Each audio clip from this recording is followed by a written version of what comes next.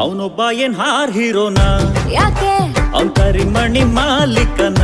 ಅಲ್ಲ ಬೆಳ್ಳುಳ್ಳಿ ಕಬಾಬ್ one more ನಾನ್ ಹಿಂಗ್ಕೊಂಡ್ಲಿ already ಮುಂದಕ್ಕೆ ಹೋಗೋಣ. ಯಾಕೆ ರಾಂಗ್ ಆಗ್ತಾನ್ ರಂಗಣ್ಣ. ಓಕೆ ಒಟ್ಟಾಗಿ ನಿಂತ್ರೆ ನಾವು ಜೋಡೆತ್ತಂಗೆ.